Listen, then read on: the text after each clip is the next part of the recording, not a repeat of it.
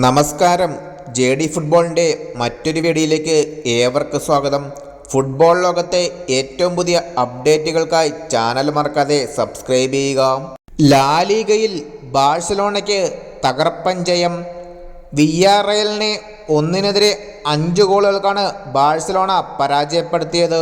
മത്സരത്തിന്റെ 20-ാം മിനിറ്റിൽ Pablo ടോറയുടെ അസിസ്റ്റിൽ Robert ലെവൻഡോസ്കിയാണ് ബാഴ്സലോണയുടെ ആദ്യ ഗോൾ നേടിയത്. 35-ാം മിനിറ്റിൽ ലെവൻഡോസ്കി തന്നെ ബാഴ്സലോണയുടെ 2ാം ഗോൾ സ്വന്തമാക്കി.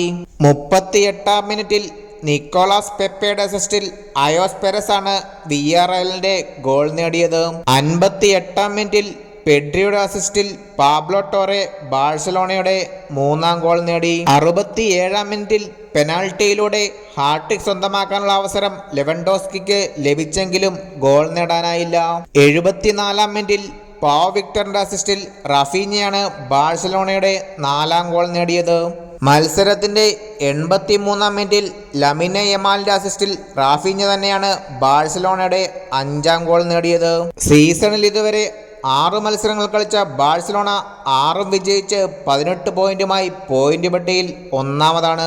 6 മത്സരങ്ങളിൽ നിന്ന് 3 വിജയവും 2 സമനിലയും 1 തോൽവിയുമായി 11 പോയിന്റോടെ വിയ്യാറയൽ പോയിന്റ് പട്ടികയിൽ 6ാമതാണ്.